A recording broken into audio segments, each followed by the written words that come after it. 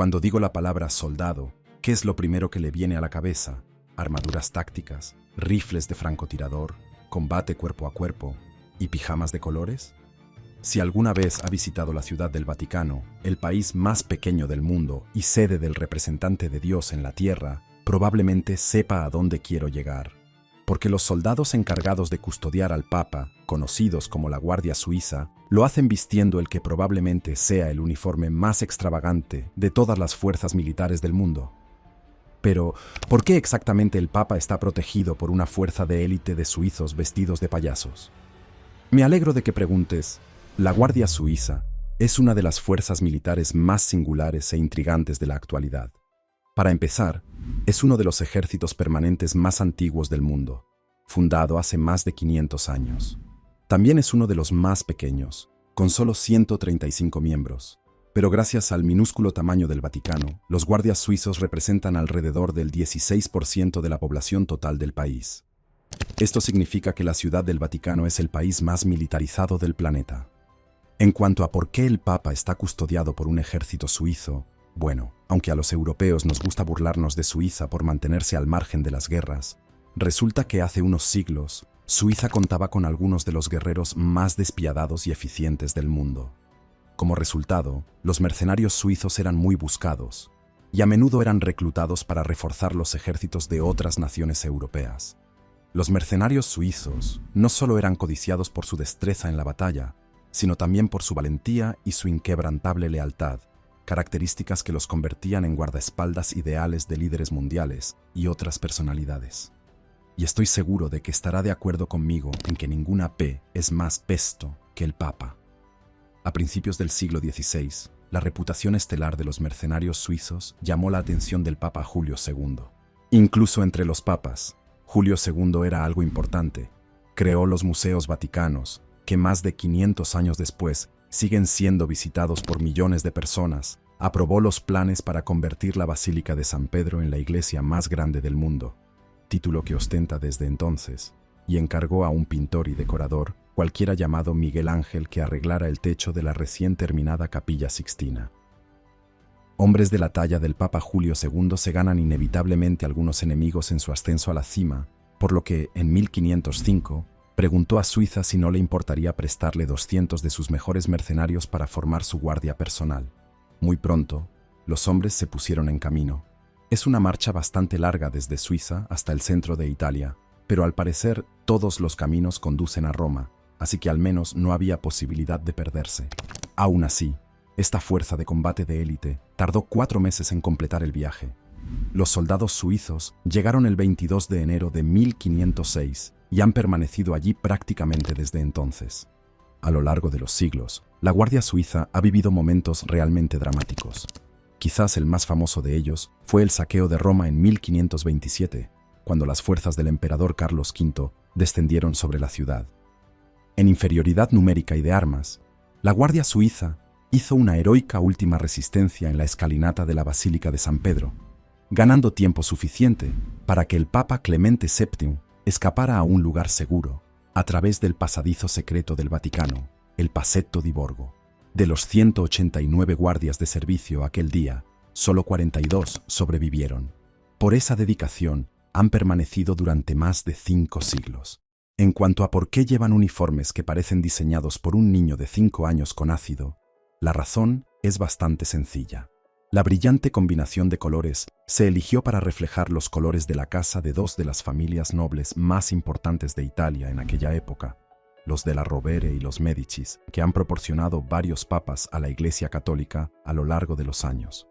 Y aunque los diversos elementos arcaicos de los uniformes pueden parecer bastante ridículos a los ojos modernos, era algo bastante habitual durante el Renacimiento, cuando se usaron por primera vez. No soy Tom Ford, pero creo que 500 años bastan para que hasta la más conservadora de las opciones de moda parezca un poco anticuada.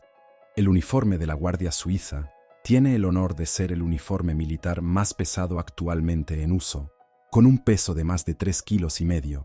Es tan llamativo que a los guardias suizos destinados cerca de las carreteras no se les permite llevarlo por miedo a distraer a los automovilistas y provocar accidentes de tráfico. Cada uniforme se compone de 154 piezas individuales, y cada conjunto se confecciona a medida para el soldado que lo lleva, un proceso que dura unas 32 horas en 3 pruebas individuales. Las armas de la Guardia Suiza son igualmente de la vieja escuela, y consisten sobre todo en alabardas y una variedad de espadas. Cabe destacar que, aunque estas armas parezcan ceremoniales, la Guardia Suiza recibe entrenamiento de combate moderno y está equipada con armas de fuego para las situaciones que lo requieran. Sus alabardas son un guiño a su historia, pero no son ninguna broma si las cosas se ponen difíciles. Es posible que haya oído que Miguel Ángel fue el responsable del diseño original del uniforme, pero me temo que se trata de un mito difundido en parte por el escritor estadounidense Dan Brown. Dicho esto, Miguel Ángel tuvo cierta influencia en la Guardia Suiza. Diseñó las fortificaciones defensivas de la Ciudad del Vaticano, que siguen en uso hoy en día. Parece que su talento iba más allá de los techos. Así que, la próxima vez que vea a estos vibrantes soldados de pie estoicamente en el Vaticano, recuerde, bajo esos uniformes circenses late el corazón de una de las fuerzas militares más temibles y leales de la historia, y están más que dispuestos a cambiar sus alabardas por algo un poco más moderno si llega el momento. Aunque, casualmente, algunas partes de la versión moderna del uniforme, que se rediseñó en 1914, se basaron en frescos pintados por Rafael, rival renacentista de Miguel Ángel y también Tortuga Ninja. A estas alturas, es posible que piense que la Guardia Suiza, con sus ridículos trajes y sus armas medievales, es una especie de broma, un simulacro de fuerza militar que sirve más para aparentar que para otra cosa. Pero antes de que se te ocurra reunir a algunos compañeros para iniciar una toma hostil de la Ciudad del Vaticano y declararte papa, debo señalarte que, debajo de los uniformes mentales, los guardias suizos son en realidad soldados de élite que se someten a un riguroso entrenamiento especial. Los uniformes de los que he hablado hasta ahora solo se utilizan con fines ceremoniales y para impresionar a los turistas. Cuando la Guardia Suiza se dedica a tareas militares más tradicionales y a otras tareas de protección del Papa, llevan uniformes modernos y cambian el armamento medieval por armas de fuego de alta tecnología y spray de pimienta. En resumen, no hay que meterse con ellos. A lo largo de los siglos, la Guardia Suiza ha tenido bastantes oportunidades de demostrar lo dura que es, pero probablemente su enfrentamiento militar más famoso se produjo apenas un par de décadas después de su fundación. En 1527, 20.000 soldados del emperador del Sacro Imperio Romano Germánico, Carlos V, asaltaron Roma y saquearon la ciudad. Carlos V era miembro de la Casa de Habsburgo, por cierto, y a los espectadores veteranos del canal les complacerá saber que, efectivamente, tenía una barbilla realmente gargantuesca.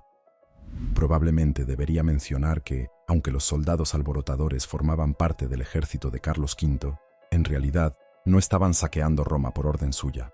Los hombres se habían rebelado tras el retraso en el pago de sus salarios.